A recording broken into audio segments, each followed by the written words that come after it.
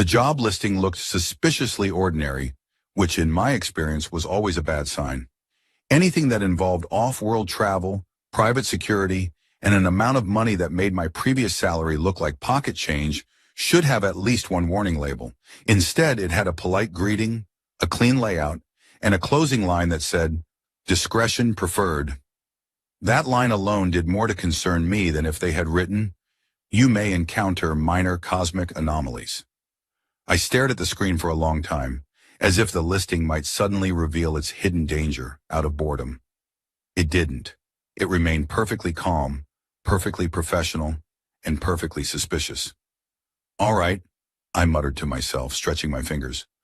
"Worst case scenario, I get rejected and continue being underpaid on Earth. Again." I applied. The reply came faster than any job rejection I had ever received, which was already unsettling. A brief message, a set of coordinates, and a transport schedule. No interview, no questions, just instructions. That should have been my second warning.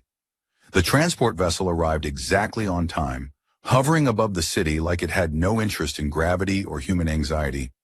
It wasn't large, but it had that smooth, seamless design that made everything human-built look like it had been assembled with leftover parts and hope. The door opened without a sound. Inside, a voice greeted me. Not a person, just a voice. Calm, neutral, and far too polite. "Welcome. Please confirm your identity." I did, half expecting the floor to disappear beneath me if I said the wrong name. It didn't. Instead, the door closed behind me, and the ship moved. There was no sensation of acceleration, no roaring engines, no dramatic shaking. One moment I was standing on Earth, questioning my life choices, and the next I was watching the planet shrink into a distant blue sphere through a transparent wall. "Okay," I said quietly, gripping the nearest surface that looked like it might be important. "This is either the best decision I've ever made, or the last one." The voice responded, "Your statement is statistically accurate." "Thanks," I said. "Very comforting." The journey was silent. Not peaceful, just silent. The kind of silence that makes you aware of every small movement, every breath, every thought that you'd normally ignore. I tried to relax, but my brain insisted on listing every possible scenario that could go wrong. By the time the ship arrived at its destination, I had convinced myself that I was either about to meet a powerful employer or become part of an extremely well-organized mistake. The station was massive, suspended in orbit around a distant star system. It wasn't crowded or chaotic like the trade hubs I had seen before. It was quiet, too quiet, as if the entire structure had been designed to avoid unnecessary noise. I stepped out of the transport, half expecting someone to greet me. No one did. Instead, a series of lights guided me through a corridor that seemed to stretch endlessly forward. The walls were smooth, reflective, and completely free of decoration, which somehow made them feel more intimidating. "Follow the path," the voice instructed. "I am following the path," I replied. "I'm just questioning it." There was no response to that. The corridor eventually opened into a large chamber, and for a brief moment, I forgot every concern I had ever had. The far wall was entirely transparent, revealing a view of space so vast and clear that it felt unreal. Stars drifted slowly in the distance, their lights soft and distant, like they had no interest in being observed. And standing in front of that view was her. At first glance, she looked human. The same posture, the same proportions, the same stillness of someone lost in thought. But as I stepped closer, the differences became impossible to ignore. Her ears were long and elegant, curving slightly backward, giving her an appearance that was both graceful and unfamiliar. Her movements were precise, controlled, as if every motion had been carefully considered before being allowed to exist. She turned toward me. Her gaze settled on me immediately, steady and unblinking. There was no hesitation, no curiosity, just a quiet assessment that made me feel like I had been measured and categorized in less than a second. "Welcome," she said. Her voice was calm, soft, and completely devoid of the tension I was currently experiencing. "Hi," I replied, realizing immediately that "hi" was probably not the most impressive response I could have given. She continued to observe me for a moment longer, as if waiting for something else. When nothing happened, she spoke again. You applied for the position. I did, I said, nodding slightly. Personal security. I have experience, I can provide references, and I promise I don't usually say hi as my opening statement. There was a brief pause. I see, she said. I wasn't sure if she actually did. She stepped closer, her expression unchanged, her movements quiet. There was something about the way she moved that made it difficult to look away. Not because it was dramatic, but because it was so controlled that it felt intentional in a way I couldn't quite understand. You hesitated before entering the corridor, she said. I blinked. What? You paused, she continued. Your breathing pattern changed. You considered leaving. I stared at her, trying to decide if I should be impressed or concerned. Yeah, I admitted. That's called thinking. We do that sometimes. She tilted her head slightly as if processing the concept. Not in this context, she said. Well, I replied, crossing my arms. Maybe your context is a little intense. Another pause, slightly longer this time. And then, without any shift in tone, without any visible hesitation, she said something that completely rearranged my understanding of the situation. Instead of the position you applied for, she said, I would like you to become my husband. For a moment, the silence returned. Not the quiet, peaceful kind from before. The kind that exists when your brain refuses to process what it just heard. I blinked. Then I laughed. Because that had to be a joke. She did not laugh. That was when I realized this was going to be a very complicated job. I kept laughing longer than necessary, mostly because stopping would mean accepting that she wasn't joking. My laughter echoed faintly against the glass behind her, drifting out into the silent ocean of stars like it was trying to escape the situation before I could. You're serious, I said finally, the realization settling in with uncomfortable clarity. Yes, she replied without a hint of hesitation. I looked around, half expecting someone to step out and explain that this was some kind of elaborate test. No one did. Just the stars, the quiet hum of systems I couldn't see, and a woman calmly waiting for my response to a proposal I had absolutely not prepared for. Okay, I said slowly, raising a hand like I was negotiating with something fragile. Let's rewind a little. I applied to be your bodyguard. I am aware. Right, and bodyguards don't usually get promoted directly to husband. There's usually steps, training, awkward conversations, a background check maybe. You have already passed the necessary evaluations. I blinked. I have? Yes. When did that happen? She paused as if organizing her answer in a way I could understand. During your arrival. That was 10 minutes ago. It was sufficient. I stared at her, trying to process how my entire professional assessment had been completed between boarding a ship and not panicking too loudly in a hallway. Just to be clear, I said, what exactly did I do to qualify for this? You hesitated. I exhaled slowly. We're back to that. You considered leaving, she continued. Most do not. They enter with confidence, with expectation. You did not. Because this place is intimidating, I replied. That's not a personality trait. That's survival instinct. She tilted her head again, the small motion oddly precise. It indicates unpredictability, she said, and honesty. You did not attempt to conceal your uncertainty. Trust me, I said. If I knew I was being evaluated, I would have concealed it very well. That is precisely why you are suitable. I pressed my fingers against my temple. That doesn't make sense. It does to me. That's the problem. For a moment, neither of us spoke. She watched me, not impatiently, not expectantly, just steadily, like she had all the time in the universe, which, judging by the size of her home, might not have been far from the truth. Look, I said, taking a breath, I think there's been a misunderstanding. I'm here for a job, a normal job. Well, not normal, but less marriage. There is no misunderstanding, she said. Then there is definitely a problem. There is no problem, she replied calmly. There is a very big problem, I insisted. You're asking a stranger to marry you. You are not a stranger, she said. I am absolutely a stranger. I have observed you. That somehow makes it worse. She seemed to consider that. I do not require familiarity in the human sense, she said after a moment. I require reliability. And marriage guarantees that? It increases the probability of long-term presence. I let out a short laugh, shaking my head. That's not how that works. Have you seen human marriages? They're not exactly known for their stability. I have studied them. Then you should know this is a terrible plan.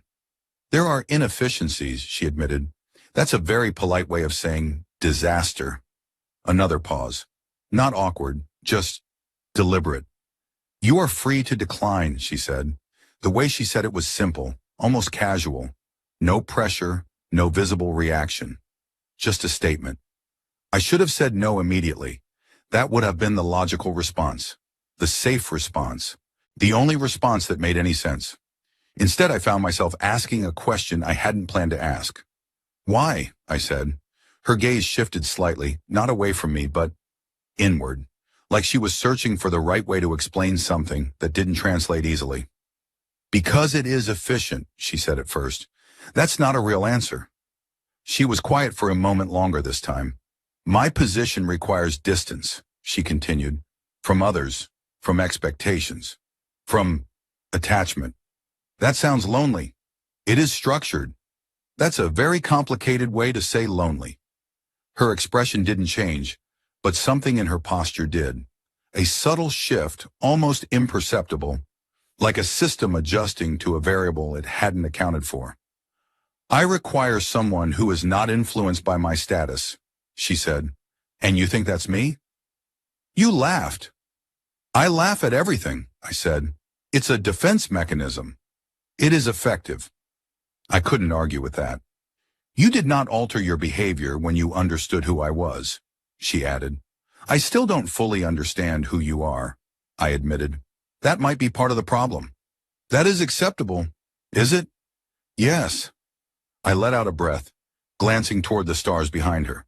They looked the same as before, distant and indifferent, like none of this mattered in the grand scale of things. Okay, I said slowly. Let's say hypothetically I don't run away from this immediately. That would be preferable.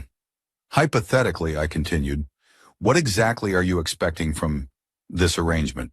Presence, she said. That's it? Yes. No complicated rituals? No secret alien rules I'm going to accidentally break and start an interstellar incident?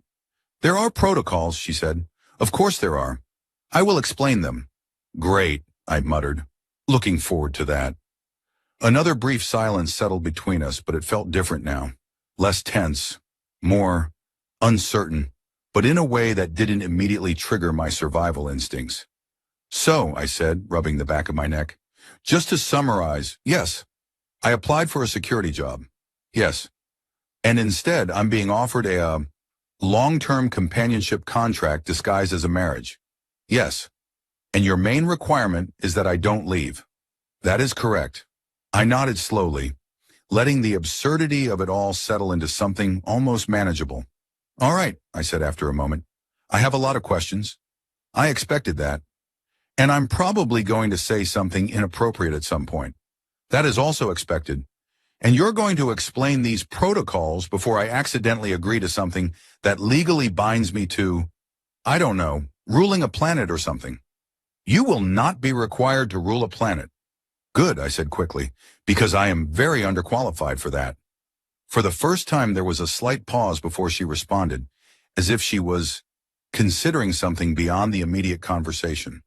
You underestimate your adaptability, she said. I gave her a small, uncertain smile.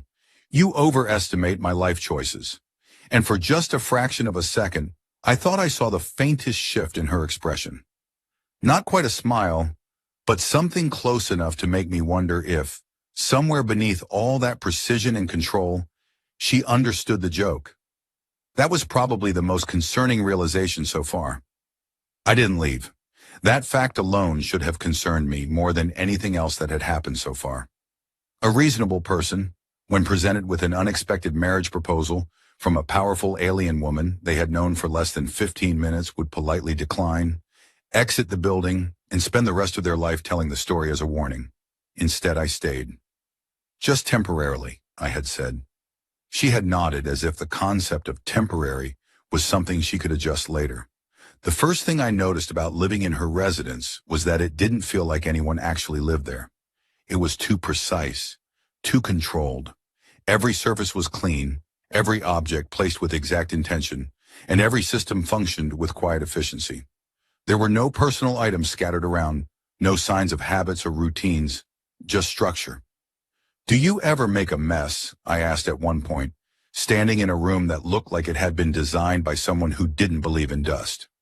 "No," she replied. "Not even accidentally?" "No." "That's impressive and slightly intimidating."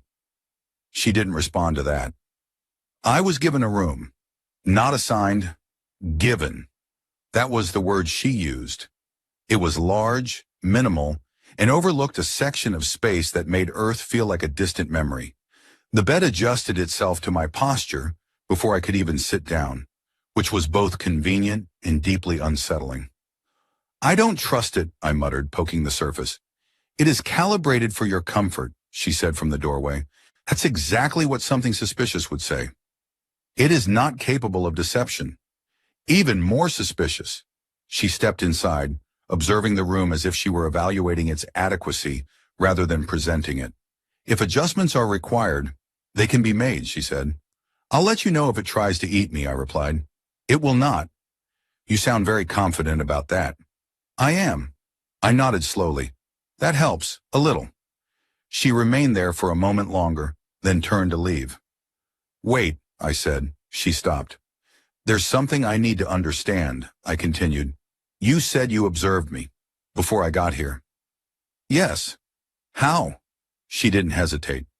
"Public data, behavioral records, communication patterns." I blinked. "You mean everything I've ever done online?" "Yes." "That is deeply concerning." "It was necessary." "For what? Deciding I was marriage material?"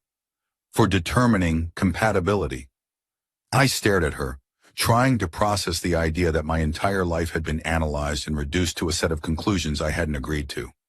"So somewhere," I said slowly, "there's a file that says, 'This human occasionally forgets his passwords but is suitable for long-term companionship.'" "There are more detail," she said. "I'm not sure that makes it better." She tilted her head slightly, as if reassessing my reaction. "Would you prefer less transparency?" she asked. "No," I said quickly. "I just need time to adjust to the fact that my search history might have influenced a marriage proposal." "That is a minor factor." "Good, because that would be embarrassing." She didn't respond, which I took as a sign that I should not ask further questions about what exactly she had seen.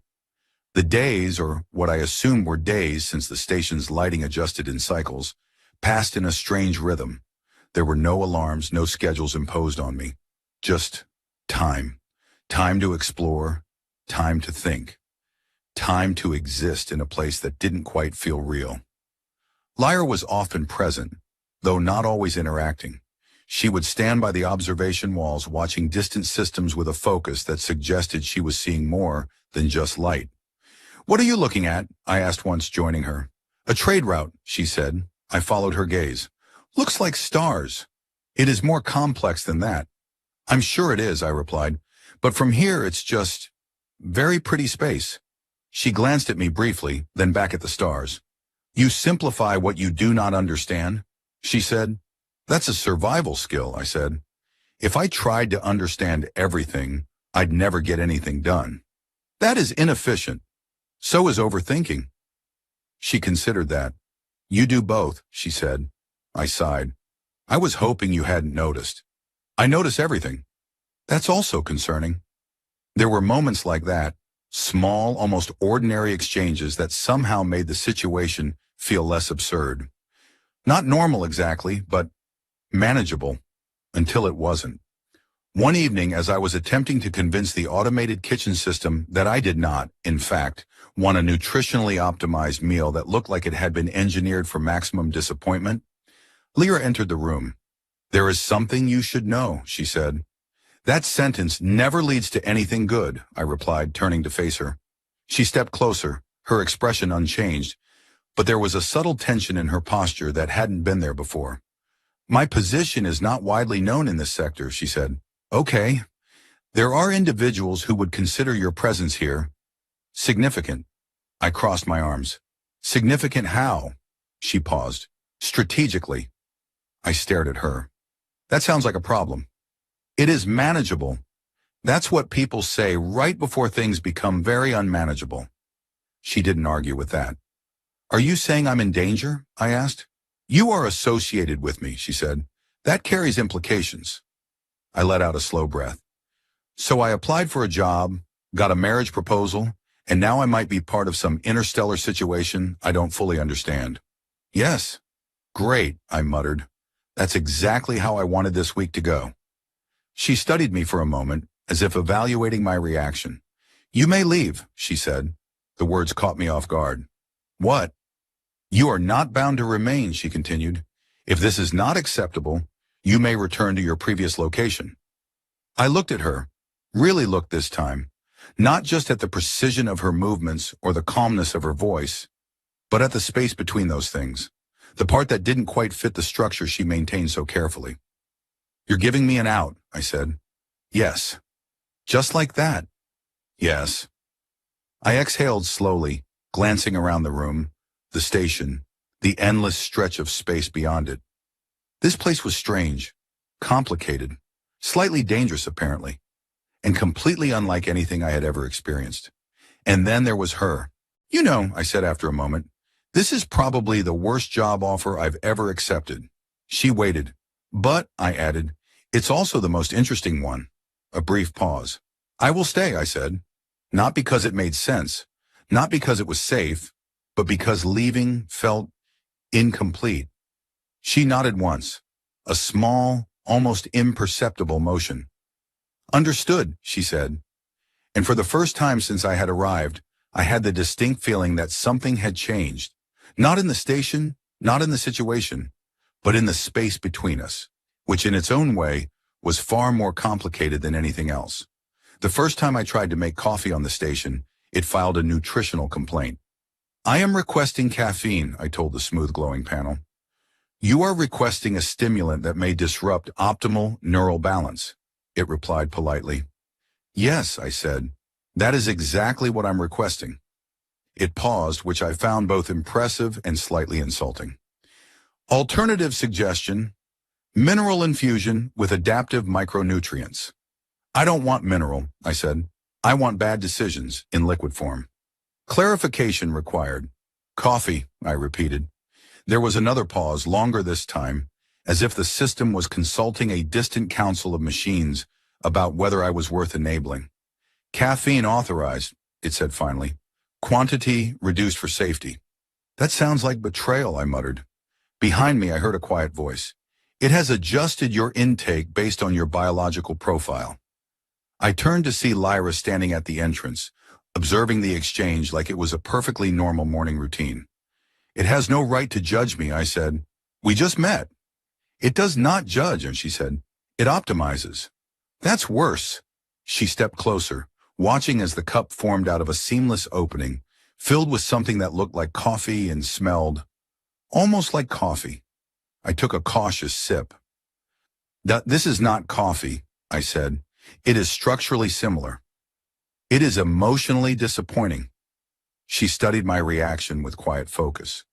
Your expression indicates dissatisfaction, she said. My expression is trying to process a betrayal I did not expect to experience this early in the day. She paused, then said, I will adjust the system parameters. Thank you, I replied. You are saving a life today, possibly mine. The adjustment worked. Slightly. The next cup tasted closer to what I remembered, though I suspected the machine was still silently disapproving of me. We moved from the kitchen to one of the observation corridors, where the station's external sensors projected layers of information over the stars. Lines, symbols, shifting patterns I couldn't begin to understand. You spend a lot of time here, I said. Yes. Looking at trade routes? And other movements. Define other, I said. She didn't answer immediately. Signals, she said eventually. Patterns. Changes. That sounds vague. It is complex. I believe you, I said. But from my perspective, it still looks like space being space. You prefer simplified models. I prefer not having a headache. She accepted that without comment. We stood there for a while, the quiet stretching between us, but not in an uncomfortable way. It was shared, which was strange, considering how this had started. So, I said eventually, about these protocols you mentioned. Yes. Are they going to involve me accidentally offending an entire civilization because I sat in the wrong chair? There are no chairs of that significance here. That's reassuring. There are other protocols. Of course there are. She turned slightly toward me, her posture shifting into something more formal, though still relaxed. You will be introduced to external systems as a primary associate, she said. That sounds important. It is. And what does primary associate translate to in normal terms? She paused. Husband. I rubbed my face with one hand. Right. That. You may also be observed. By who? Various parties. That sounds like I'm about to become very popular for reasons I don't understand. That is likely. I let out a slow breath. Okay. And what exactly am I supposed to do during these observations? Remain as you are. That's your plan? Yes. That is a very risky plan. You have been effective so far. I have mostly been confused so far. That has not been a disadvantage. I stared at her. You're serious? Yes. I looked back at the projected data, watching as a series of faint lines shifted across the stars. All right, I said. Let's assume I continue being myself. What happens if myself says something wrong? I will correct it. After or before the incident? After. Great, I muttered. That's exactly when I want to be corrected. She didn't react to the sarcasm, but I noticed the slight shift in her gaze again. That almost not smile. I will also provide guidance, she added. That's good. I prefer guidance that happens before disasters. There was a brief silence, then she said, There is an event approaching. I turned back to her. Define event. A gathering. That's vague. It involves multiple representatives. That's less vague and more concerning. You will attend. I blinked. I will what? You will attend, she repeated. With me. As your primary associate. Yes. I looked at her, then at myself, then back at her. I don't have anything to wear for that, I said. There are garments available. I'm not wearing anything that looks like it was designed by someone who hates comfort. It will be appropriate. That's not the same thing. She tilted her head slightly, studying me. You are concerned about appearance, she said. I am concerned about not embarrassing myself in front of multiple representatives. Whoever they are. You will not. That's very optimistic. It is a calculated assessment. Based on what? You hesitate, she said. I groaned softly. We're still using that as a positive trait? Yes. Unbelievable. She turned back toward the projection, her attention shifting once more to the patterns in the stars. The event will occur soon, she said. Preparation is required. Preparation, I repeated. Does that include a briefing on what not to say? Yes. Good, I said. Because I have a lot of things I should probably not say. That is also expected. I let out a quiet laugh, shaking my head. You know, I said, when I applied for this job, I was worried about physical threats, security risks, maybe the occasional hostile encounter. And now? Now I'm worried about accidentally starting an interstellar incident because I made a joke at the wrong time. That is a different form of risk. I prefer the physical ones, I said. At least those make sense.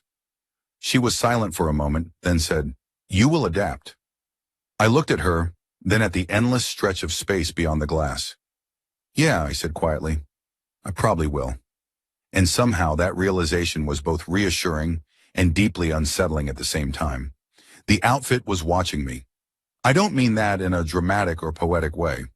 I mean it literally adjusted its shape when I stepped closer, like it had already formed an opinion about me and was now trying to correct it.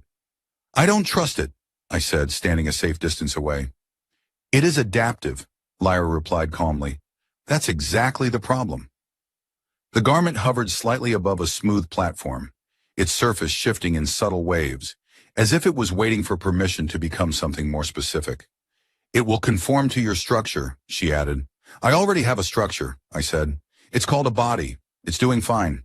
It will enhance your presentation. That sounds like it's about to betray my personality. It will not alter your personality. That's good, because I'm barely managing it as it is.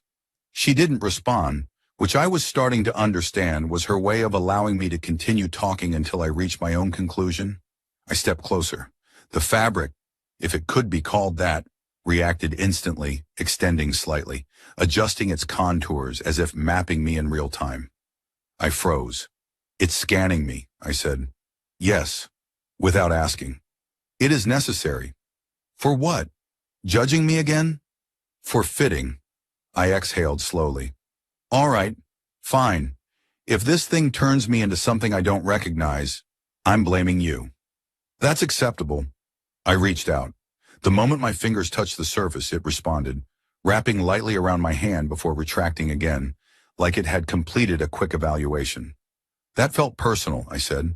It has completed its analysis. Of course it has.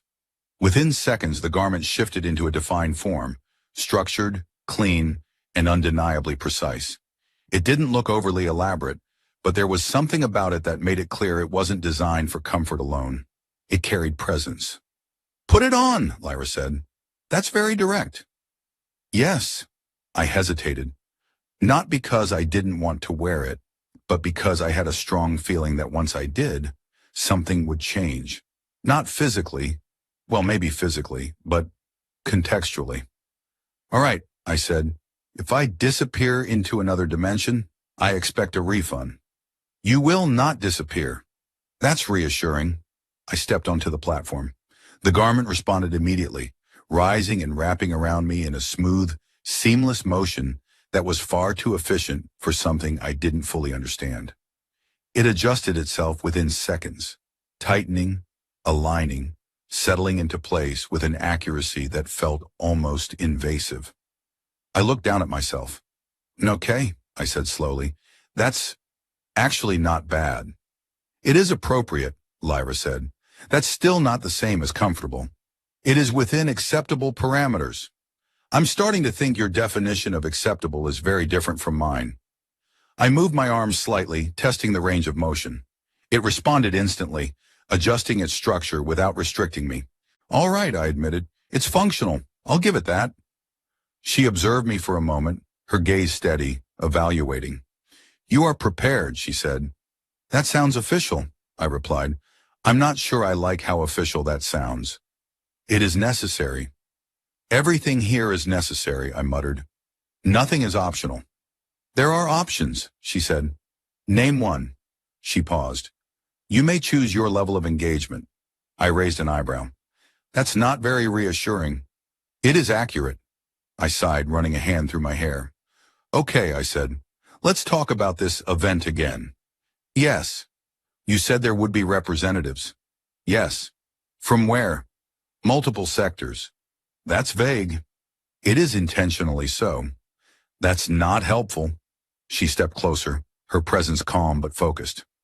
You will be observed, she said again. I'm starting to get used to that part. You will also be evaluated. I blinked. That's new. It is implied. By who? By those who require understanding. That sounds like a very polite way of saying, people who don't trust me. She didn't deny it. Great, I said. So I'm walking into a room full of highly intelligent beings who are going to analyze everything I do. Yes. And your solution is for me to remain as I am. Yes. I stared at her. That is a terrible plan. It has been effective. So far, I've only had to deal with you, I said. No offense. None taken. That's good because I meant it with full offense. She didn't react, but there was that slight shift again, that almost not smile. You are adapting, she said. I am improvising, I corrected. There's a difference. Improvisation is a form of adaptation. That sounds like something you read in a report. It is a logical conclusion. I shook my head, letting out a quiet laugh. All right, I said. Let's say I go along with this. I walk into this event, I don't say anything too ridiculous, and I somehow survive the experience. That is the objective.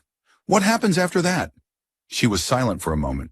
The situation will evolve, she said. That's not an answer. It is the only accurate one. I looked at her, trying to read something beyond the calm surface she maintained so carefully. You really don't know how this is going to go, do you? I said. I have projections, she replied, but no certainty. No. I exhaled slowly. For someone who controlled everything around her with such precision, that uncertainty felt significant. All right, I said quietly. Good, that makes two of us. She held my gaze for a moment longer, then nodded once. We will depart shortly, she said. Of course we will. I took one last look at myself, adjusting the unfamiliar lines of the outfit, trying to convince myself that this was still just a job. A very strange, very complicated job. Just so we're clear, I said, glancing at her. If this goes badly, I'm blaming the outfit. It is functioning correctly. That's exactly what worries me. She turned toward the exit, her movements as precise as ever. Follow me, she said. I took a breath, then stepped forward, because at this point, turning back didn't feel like an option anymore. And that was probably the most concerning part of all. The room was too quiet for something that important. That was my first thought as the doors opened. No crowd noise, no overlapping voices, no tension hanging in the air like I had expected. Just a wide open chamber with a smooth reflective floor and a ceiling that seemed to dissolve into a projection of distant galaxies. Figures were already present, spaced evenly across the room, each standing in their own silent perimeter, like they had agreed not to interrupt each other's existence. This is worse, I whispered. Lyra stepped forward without hesitation. Remain as you are, she said quietly. That advice is not improving with repetition. We entered together. The moment my foot crossed the threshold, something shifted. Not physically, nothing dramatic, but I could feel it. Attention, focus. The kind that doesn't need movement to be obvious. They're looking at me, I muttered. Yes. I don't like it. That is expected. I resisted the urge to turn around and leave immediately, which I felt deserved recognition. All right, I said under my breath. Stay calm. Be normal. You are not required to alter your behavior, she added. That's the problem. My normal behavior is the risk factor. We moved further into the chamber. The figures became clearer. Some looked almost human, others less so, their forms defined by subtle differences. Slightly elongated limbs, unusual posture, variations in surface texture that caught the light differently. None of them spoke. That's unsettling, I said. Why is no one talking? They are observing. Of course they are. Lyra stopped. So I stopped, which apparently was the correct move, because several of the figures adjusted their stance slightly, as if acknowledging the shift. Do I wave? I asked quietly. No. Good, because that would have been awkward. One of the figures stepped forward. He, or at least I assumed it was a he based on posture and voice, looked mostly human, though his eyes carried a faint reflective quality that didn't quite match the rest of him. You have brought an associate, he said, his voice smooth, controlled. Yes, Lyra replied. That is unexpected. I am aware. The figure turned his attention to me. I resisted the urge to step back. You are aware of your position here? He asked. I considered my answer carefully. I am aware that I am in a room full of very important individuals who are currently analyzing me, I said. Beyond that, I'm still catching up. There was a brief pause. Not awkward, not tense, just measured. He is direct, the figure said, glancing back at Lyra. Yes, that may complicate matters. It has not yet. I raised a hand slightly. I'd like to point out that I am standing right here. That is noted, the figure said, without looking back at me. Great, I muttered. Another figure moved closer, this one taller, their forms slightly more abstract, as if their outline wasn't entirely fixed. Your selection is unusual, they said. I have determined compatibility, Lyra replied. Based on what criteria? There was a pause. I glanced at her, already knowing the answer. He hesitates, she said. I closed my eyes briefly. We are still using that. The taller figure turned slightly toward me. You hesitate? They asked. I think, I corrected. It's a side effect. That is inefficient. That depends on what you're trying to avoid. There was another pause. I was starting to notice a pattern. He responds without filtering, the first figure observed. Yes, Lyra said. That is either a strength or a liability. I am still determining which, I added. That got their attention. Not in a dramatic way, but I could feel it shift slightly, like a subtle recalibration. You are aware of the implications of your presence here? The first figure asked again. Not fully, I admitted. But I'm getting the impression that I probably should be. That would be advisable. Yeah, I said. That seems fair. The taller figure studied me more closely. You are not aligned with any structure, they said. I'm aligned with not making things worse, I replied. That is not a recognized alignment. It should be. A faint pause. He is, inconsistent, the first figure said. I prefer unpredictable, I corrected. That is not an advantage in this environment. It depends on what you're expecting. They didn't respond immediately, which at this point I was starting to interpret as a good sign. Lyra remained still beside me, her presence steady, unchanged. But I could sense something beneath that stillness. Not tension exactly, but awareness. Like she was tracking every shift in the room, every reaction, every calculation being made. Your decision introduces variables, the taller figure said to her.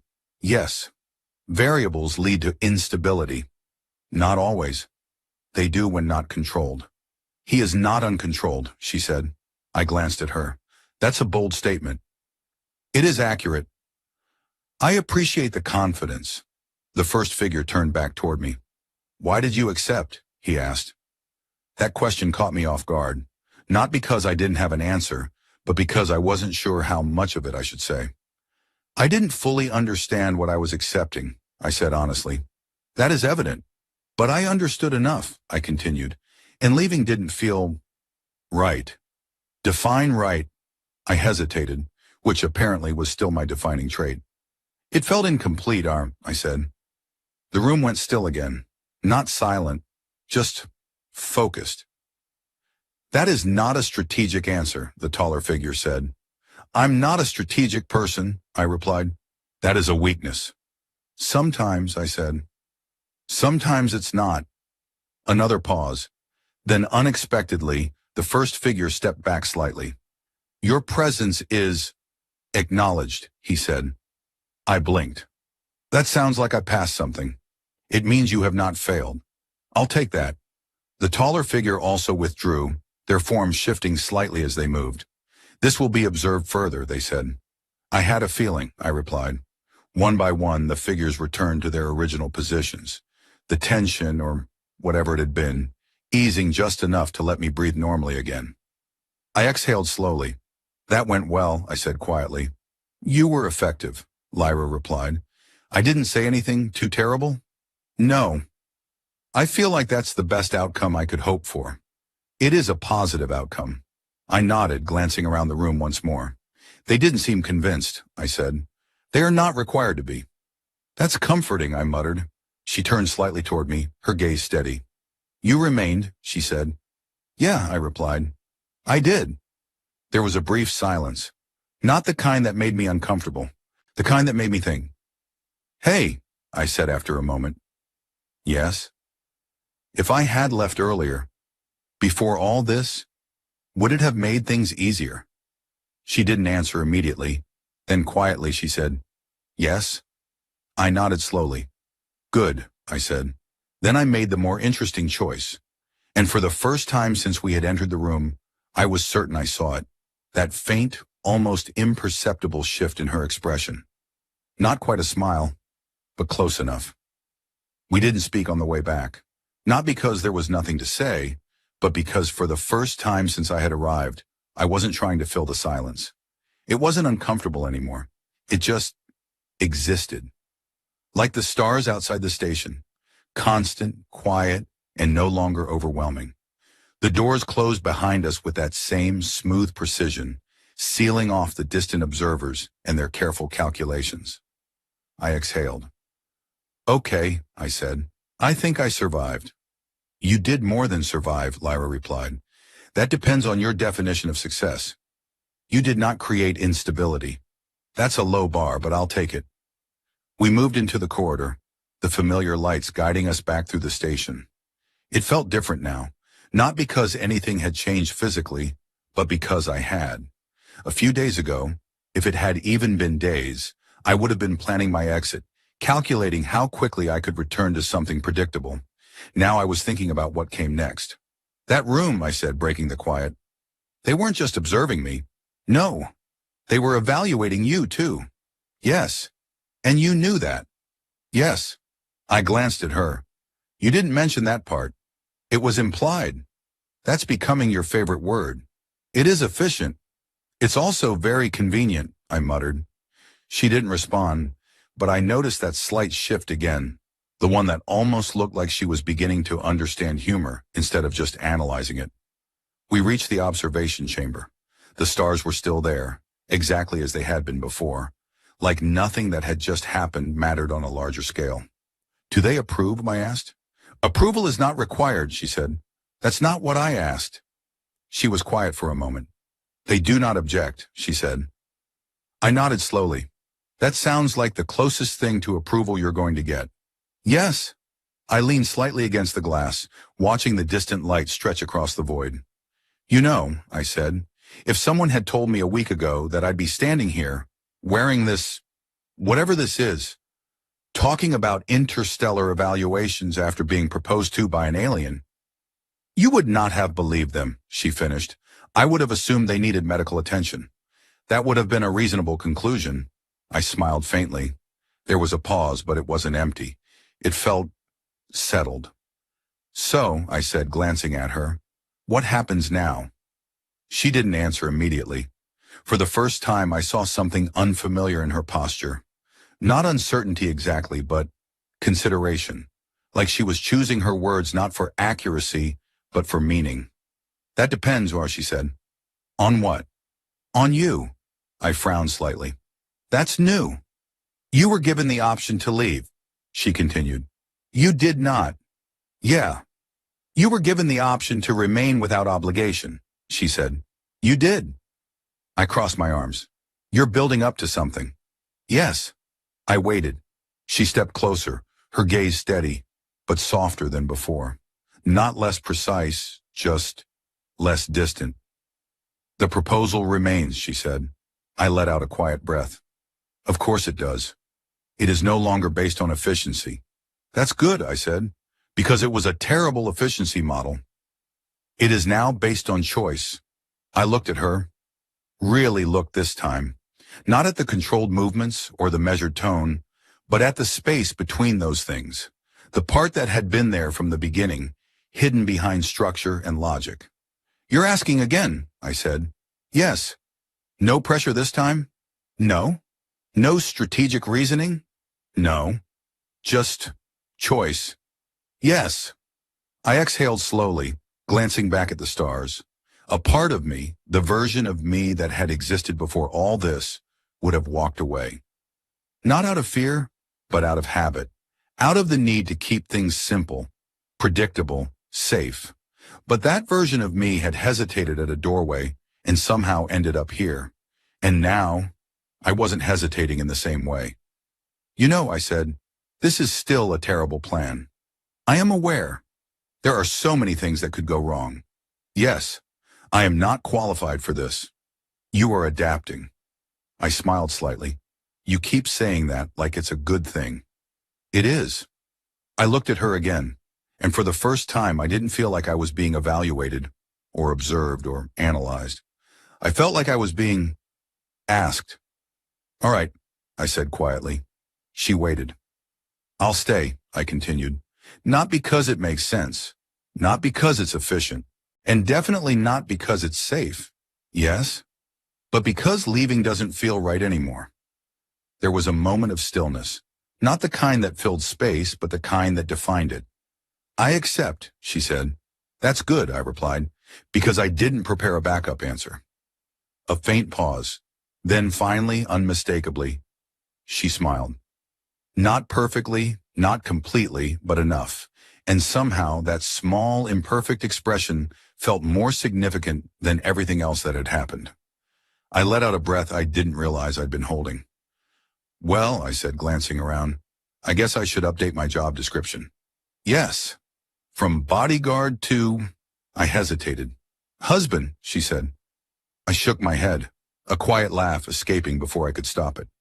Yeah, I said. That's going to take some getting used to. It will. We stood there for a while longer, the stars stretching endlessly beyond the glass, no longer distant or unfamiliar. Just there. And for the first time since I had arrived, I wasn't thinking about leaving. Not even a little.